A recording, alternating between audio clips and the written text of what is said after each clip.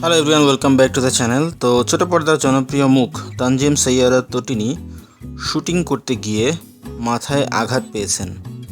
চট্টগ্রামে তার একটি নাটকের শুটিং চলছিল, যে নাটকটি ঈদে রিলিজ পাওয়ার কথা। তো সেই নাটকের শুটিং করতে গিয়েই তিনি আঘাতপ্রাপ্ত হন। রোববার সন্ধ্যায় শুটিং সেটে থাকা একটি লাইট স্ট্যান্ড তার মাথায় পড়ে এবং এই কারণে তিনি আহত হন। এরপরই তাকে হাসপাতালে নেওয়া হয়। নির্মাতা, যে নাটকের কাজ চলছে সেই নাটকের নির্মাতা জানিয়েছেন, প্রাথমিক চিকিৎসা শেষে এখন শঙ্কামুক্ত আছেন এই অভিনেত্রী। তিনি সাংবাদিকদেরকে বলেন, চট্টগ্রামে ঈদের মন মঞ্জিলে নাটকের শুটিং চলছিল।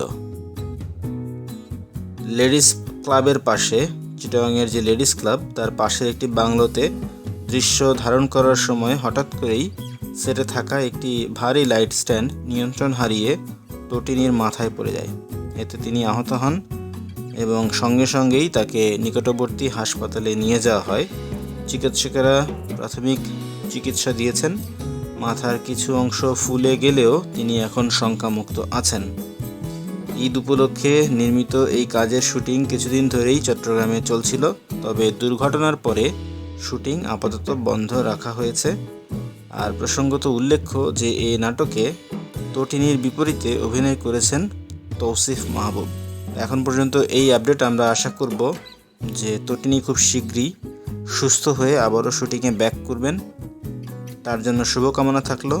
মন মঞ্জিলে নাটকের যারা কলাকুশলী আছেন তাদের জন্য শুভকামনা থাকলো, সবাই যেন নিরাপদে নাটকের শুটিং শেষ করে ঢাকা ফিরে আসতে পারেন। তটিনী কিন্তু অল্প সময়ে কাজ করে অনেক ভক্তর মন জয় করেছেন। তার উল্লেখযোগ্য কাজগুলোর মধ্যে আছে কল্পনা, বাঁচিবার হলো তার স্বাদ, সময় সব জানে, পথে হলো দেরি, ইউএনও স্যার ইত্যাদি। তো তিনি কিন্তু অলরেডি বেশ কিছু পুরস্কারও অর্জন করেছেন। মেরিল প্রথম আলো পুরস্কার আছে, যেখানে সময় সব জানে নাটকের জন্য তিনি শ্রেষ্ঠ অভিনেত্রী বিভাগে পুরস্কার লাভ করেন।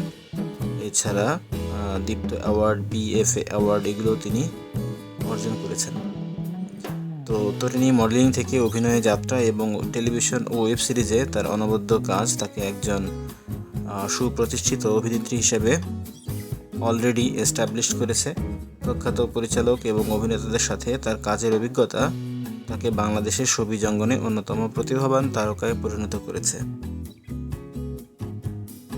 তো আমাদের ভিডিও কেমন লাগলো জানাবেন। আমাদের ভিডিও যদি ভালো লেগে থাকে লাইক করবেন, শেয়ার করবেন, আর আমাদের চ্যানেলে যদি নতুন হয়ে থাকেন অবশ্যই সাবস্ক্রাইব করবেন।